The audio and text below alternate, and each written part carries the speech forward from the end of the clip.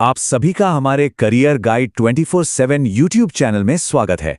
तो एक बहुत बड़ी खबर आ रही है। भारतीय रेलवे ने एक जबरदस्त भर्ती की घोषणा की है। जी हां, यह हजारों लोगों के लिए एक सुनहरा मौका हो सकता है। जी हां, ये मौका है भारत के सबसे बड़े एम्प्लॉयर्स में से एक यानी इंडियन रेलवेज को ज्वाइन करने का। तो चलिए इस पूरे गाइड में हम एक एक करके जानेंगे कि इस मौके का फायदा कैसे उठाया जा सकता है। अब जरा इस अवसर का साइज देखिए। कुल वैकेंसीज हैं 22,195। ये कोई छोटी मोटी संख्या नहीं है। मतलब ये वाकई में एक बहुत बहुत बड़ी भर्ती होने वाली है। तो चलिए इस गोल्डन अपॉर्चुनिटी को जरा और गहराई से समझते हैं। हम देखेंगे कि ये जो लेवल 1 की पोस्ट्स हैं, इनके लिए अप्लाई करने का पूरा प्रोसेस क्या है और कौन कौन सी जरूरी बातें हैं जिनका ध्यान रखना होगा। तो देखिए, ये जो भर्ती है ये रेलवे में लेवल 1 की अलग अलग पोस्ट के लिए है और इसमें जो शुरुआती सैलरी है वो है 18,000 रुपए। और हाँ, ये सिर्फ बेसिक पे है। इसके ऊपर आपको बाकी के अलाउंसेस भी मिलते हैं। ठीक है, तो सबसे पहला और सबसे इम्पॉर्टेंट सवाल जो सबके मन में आता है, क्या मैं इसके लिए एलिजिबल हूं? तो आइए देखते हैं कि इसके लिए जरूरी क्राइटेरिया क्या क्या हैं। देखिए, ज्यादातर लोगों के लिए एज लिमिट एक बड़ा फैक्टर होता है ना? तो सवाल यह है कि 1 जनवरी 2026 तक उम्र कितनी होनी चाहिए? चलिए पता करते हैं। ओके, तो यहां एज लिमिट को समझना बहुत जरूरी है। देखिए, मिनिमम एज तो सबके लिए 18 साल ही है। असली खेल है अपर एज लिमिट का, जिसमें कैटेगरी के हिसाब से रिलैक्सेशन मिलता है। अगर आप जनरल या ईडब्ल्यूएस कैटेगरी से हैं तो आपका जन्म 2 जनवरी 1993 से पहले का नहीं होना चाहिए। ओबीसी वालों के लिए यह डेट है 2 जनवरी 1990 और SC/ST कैंडिडेट्स के लिए यह है 2 जनवरी 1988। तो अपनी डेट ऑफ बर्थ जरूर चेक कर लें। अच्छा, अब बात करते हैं एजुकेशनल क्वालिफिकेशन की। यहां 2 चीजें हैं जो आपको गांठ बांध लेनी है। पहली बात, एप्लीकेशन की जो लास्ट डेट है यानी 2 मार्च 2026, उस तारीख तक आपकी क्वालिफिकेशन पूरी होनी चाहिए। मतलब अगर आप अपने फाइनल रिजल्ट का इंतजार कर रहे हैं तो आप एलिजिबल नहीं हैं। और दूसरी सबसे जरूरी बात, इंजीनियरिंग में डिप्लोमा या डिग्री ITI CCA की जगह नहीं चलेगी। इन पोस्ट्स के लिए सिर्फ ITI या CCA ही चाहिए। आप जानते हैं, रेलवे में मेडिकल फिटनेस को लेकर कोई समझौता नहीं होता और इसमें भी आंखों की रोशनी बहुत क्रिटिकल है। अलग अलग पोस्ट्स के लिए अलग अलग मेडिकल स्टैंडर्ड्स हैं, जैसे A2, B1 और C1। जैसे कि A2 स्टैंडर्ड के लिए आपकी नज़र बिना चश्मे के 6/9 होनी चाहिए और कलर विजन टेस्ट भी पास करना होगा। हाँ, B1 और C1 में थोड़ी रियायत है। और हाँ, एक बहुत ही इंपॉर्टेंट वार्निंग है।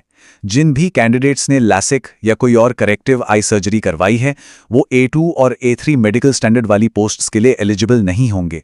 प्लीज इस बात का खास ध्यान रखें, ये एक बहुत सख्त नियम है। तो अगर आप ये सारे एलिजिबिलिटी क्राइटेरिया पूरे करते हैं तो बहुत बढ़िया। अब अगला स्टेप आता है एप्लीकेशन का। तो चलिए देखते हैं कि ऑनलाइन अप्लाई कैसे करना है, डेट्स क्या हैं और फीस कितनी है। ये डेट्स तो अपने कैलेंडर में अभी मार्क कर लीजिए, बहुत जरूरी हैं।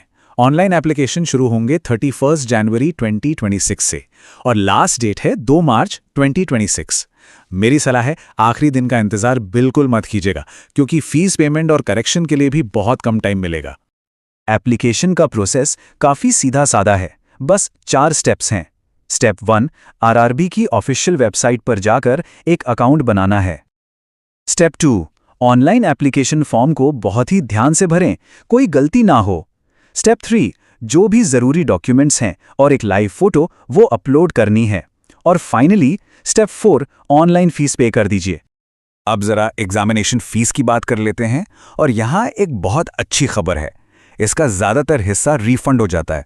जी हाँ, अगर आप जनरल कैटेगरी से हैं तो फीस है 500 रुपये, जिसमें से 400 रुपये आपको CBT यानी कंप्यूटर बेस्ड टेस्ट में बैठने के बाद वापस मिल जाएंगे। और अगर आप SC/ST, महिला या दूसरी रिजर्व कैटेगरी में आते हैं तो फीस है 250 रुपये, जो कि पूरी की पूरी रिफंड हो जाएगी। अप्लाई करते वक्त कुछ जरूरी बातें हैं जिनका आपको खास ध्यान रखना है ताकि कोई गड़बड़ ना हो। पहली बात, हमेशा सिर्फ ऑफिशियल RRB वेबसाइट्स का ही इस्तेमाल करें। दूसरी, एक कैंडिडेट सिर्फ एक ही RRB में अप्लाई कर सकता है। एक से ज्यादा एप्लीकेशन डाली तो रिजेक्ट हो जाएंगी। तीसरी बात, एप्लीकेशन के दौरान आपकी एक लाइव फोटो भी ली जाएगी। और आखिरी बात, आधार से अपनी पहचान को ऑथेंटिकेट जरूर करा लें, इससे प्रोसेस काफी स्मूथ हो जाता है। तो ठीक है, आपने अप्लाई कर दिया, अब आगे क्या? सिलेक्शन का पूरा सफर कैसा होने वाला है? चलिए इस जर्नी के हर एक पड़ाव को ठीक से समझते हैं। देखिए, सिलेक्शन प्रोसेस में मोटे तौर पर 3 स्टेजेस हैं। स्टेज 1 है कंप्यूटर बेस्ड टेस्ट यानी CBT। अगर आप इसे क्लियर कर लेते हैं तो आप जाएंगे स्टेज 2 में, जो है फिजिकल एफिशिएंसी टेस्ट यानी PET। और जो इसे भी पार कर लेंगे उनका होगा फाइनल स्टेज, डॉक्यूमेंट वेरिफिकेशन और मेडिकल एग्जामिनेशन। तो पहला पड़ाव है CBT यानी कंप्यूटर बेस्ड टेस्ट। ये एक ऑनलाइन एग्जाम होगा और हां, इसमें नेगेटिव मार्किंग भी है। ध्यान रखिएगा, हर एक गलत जवाब पर आपके 1/3 मार्क्स कट जाएंगे।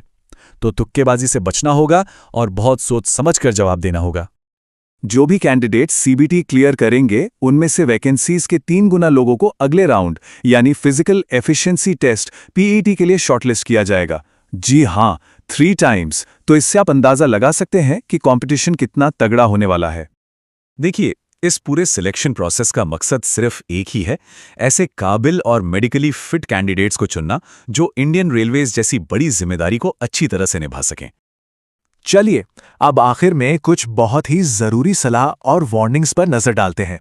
इन्हें ध्यान से सुनिएगा ताकि आपकी पूरी एप्लीकेशन प्रोसेस सेफ और सही तरीके से हो। किसी भी तरह की प्रॉब्लम से बचने के लिए ये बातें हमेशा याद रखिएगा। पहली, इंफॉर्मेशन और एप्लीकेशन के लिए सिर्फ और सिर्फ ऑफिशियल RRB वेबसाइट्स को ही फॉलो करें। दूसरी, एक से ज्यादा एप्लीकेशन डालने की गलती बिल्कुल ना करें, वरना आप डिस्क्वालीफाई हो सकते हैं। और तीसरी, एग्जाम सेंटर के अंदर मोबाइल फोन, स्मार्ट वॉच जैसा कोई भी इलेक्ट्रॉनिक गैजेट ले जाना स्ट्रिक्टली बैन है।